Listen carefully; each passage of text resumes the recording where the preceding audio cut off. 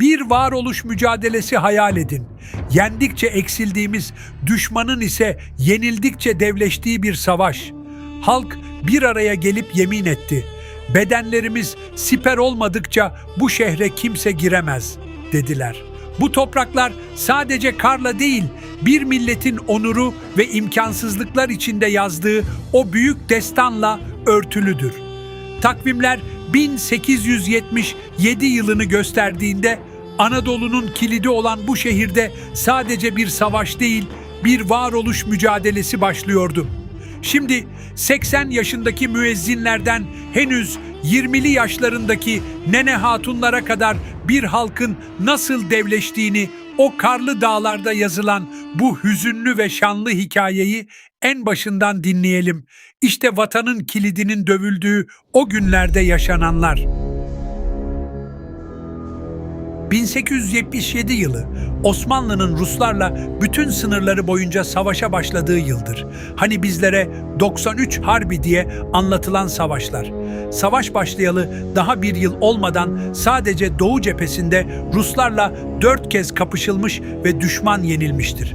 Fakat biz her yendikçe eksilerek zayıfladığımız, düşman ise her yenildikçe artarak kuvvetlendiği için nihayet Erzurum'un 10 kilometre öncesindeki Deveboynu'na kadar gelebilmişlerdir. Orada son meydan muharebesi verilir. Düşman serbest kalan kuvvetlerini de oraya getirmiş, biz ise elde kalan son kuvvetimizle oraya dikilmişizdir.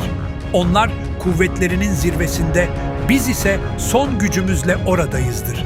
Eğer düşman Erzurum'u alırsa Anadolu'nun kilidi açılacaktır.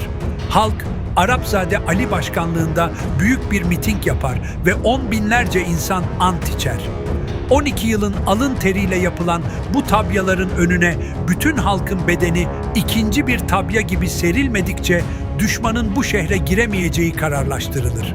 Erzurum'un etrafını bir simit gibi çeviren istihkamlar o dönemde daha kısa bir süre önce bitirilmiştir. Bugün Kars Kapı, İstanbul Kapı ve Kavak Kapı olarak ayakta kalabilen tünel çıkışları o istihkamların dışarıya açılan kapılarıdır. Topdağı ile Deveboynu arasında Vank Deresi bulunmaktadır. Derede 2 Ermeni köyü ve köylerde komitacılar vardır. Bu kişiler hem tabyaları hem de Türkçeyi çok iyi bilmektedirler. Onların Türkçe bilişi koskoca bir ordunun yapamayacağı işi yapmıştır. 8 Kasım'ı 9 Kasım'a bağlayan gece, Türk askeri kıyafetine giren 101 Ermeni, zifiri karanlıkta yılan gibi sürünerek Aziziye tabyalarındaki nöbetçileri dinlemiş ve parolayı öğrenmiştir. Tılsım artık bir anahtar gibi ellerindedir. Parolayı verip nöbetçilere sokulmuşlar ve birer hançer darbesiyle nöbetçileri sessizce şehit etmişlerdir. Ayaklarına keçe bağlamış Rus askerleri sessizce tabyanın içine atlamıştır. Askerlerimizin neredeyse tamamı şehit olmuş ve düşman baskını Aziziye'nin 3 tabyasından 2'sini ele geçirmiştir. 3. tabyadaki Miralay Bahri Bey uykusundan fırlar. Bahri Bey, zifiri karanlıkta bir şey görmese de bir durum sezip rastgele ateş açtırır.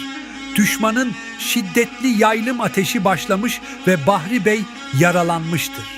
Birkaç saat içinde kan kaybından şehit olacak olan Bahri Bey, yarasını mendiliyle bastırıp saklamıştır. Bu ateş bir şimşek gibi dolaşarak bütün istihkamları ve şehri uyandırmıştır. O sabah Ayaspaşa Camii'nde okunan sabah ezanından sonra minareye çıkan 80 yaşındaki müezzin Hacı Abdullah, Erzurum halkına şöyle seslendi. Ey ahali! Moskov kafirleri Aziziye'yi bastı. Allah'ını seven, eli silah tutan herkes askerimizin yanına koşsun. Erzurumlular henüz gün ağarmadan kazma, kürek, av tüfeği ellerine geçirdikleri her silahla askerlerle birlikte Aziziye tabyasına doğru ilerlemeye başladı. Bir halk ordusuyla tek vücut olmuştu. Tabyayı ele geçiren Ruslar bu direniş karşısında neye uğradığını şaşırmıştı. Aynı anda Top Dağı'ndaki Osmanlı birliklerinin de ateşe başlamasıyla iki ateş arasında kalan Ruslar panik içinde geri çekilmeye başladı. Aziziye'de 500'e yakın şehit verildi. Rusların kayıpları ise 3000'e yakındı. O gece Aziziye'de düşmana dur diyenlerden biri de henüz 20'li yaşlarında olan küçük oğlunu ve 3 aylık kızını evde bırakıp tabyalara koşan Nene Hatun'du. Aziziye bozgunundan sonra düşman deve boynunda beklemededir. Kış daha büyük bir felaket getirmiş. Tifüs ve tifo kolera hastalıkları yayılmıştır. Karların gizlediği insan cesetleri baharla birlikte ortaya çıktığında manzara korkunçtur. 31 Ocak 1878 tarihinde mütareke yapılmış. Düşman topuyla tüfeğiyle giremediği Erzurum'a 3 ay geçmeden anlaşma ile elini kolunu sallayarak girmiştir.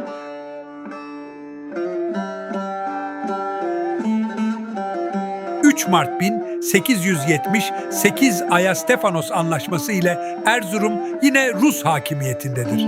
13 Temmuz 1878 Berlin Antlaşması ile Oltu, Narman ve Horasan'ın öte tarafı Rusların, Erzurum ise Osmanlı'nın olmuştur. 1914 yılında Birinci Dünya Savaşı başlamıştır. Erzurum'daki kavgamız yine Ruslarladır. Allahu Ekber dağlarında 70.000 askerimiz soğuğa ve kışa yenilerek şehit düşmüştür. Sarıkamış faciasında şehit olanların büyük çoğunluğu yine Erzurumludur. Rusların önü artık açılmıştır.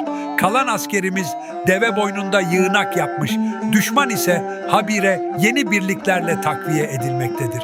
Orduyu tamamen kırdırmamak için geri çekilme kararı alınmıştır. Ancak Rusları oyalamak amacıyla yaşları 10 ile 15 arası çocuklar, yaşlılar ve çok az bir askerimiz Deveboynu geçidinde bırakılmıştır. Ulu Camii'nde silah kuşandırılan ihtiyar ve çocuklardan oluşmuş gönül kahramanları Rusları epey bir zaman daha oyalamışlardır. Sonunda Rus ordusu şehre doğru gelmiş ve 16 Şubat 1916 yılında Erzurum Ruslara teslim olmuştur. O isimsiz kahramanlar geri dönmese de kazandırdıkları zaman sayesinde kurtulan ordu daha sonra geri dönüp Erzurum'u kurtarmıştır. 1917 yılındaki Bolşevik ihtilali nedeniyle Rus askerleri Erzurum'dan çekilmiştir. Yaklaşık 2 yıl süren Rus ve ardından gelen Ermeni hükümranlığı Erzurum'un en karanlık günleridir. Bir yanda ezeli düşman Moskov'un çizmesi, diğer yanda yüzyıllarca içimizde yaşamış Ermenilerin ihaneti yaşanmıştır. Kazım Karabekir kumandasındaki ordumuz halkın da yardımıyla 12 Mart 1918'de Ermeni işgalcileri Erzurum'dan kovmuştur. Erzurum'daki savaşımız kutsal bir savaştı. Tıpkı Kurtuluş Savaşı ve Çanakkale savunması gibi.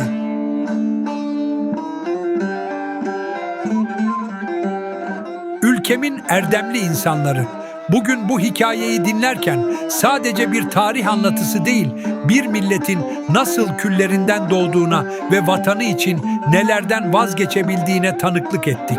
10 ve 15 yaşındaki yavrularını, ordusunu kurtarmak için birer kurbanlık gibi cephede bırakan, 70.000 evladını Allahu Ekber dağlarının dondurucu soğuğunda şehit veren bir ecdadın mirasçılarıyız. Erzurum'un o karlı tepeleri sadece soğuk birer toprak yığını değil, hürriyetimiz için siper olmuş 10 binlerce bedenin kutsal emanetidir.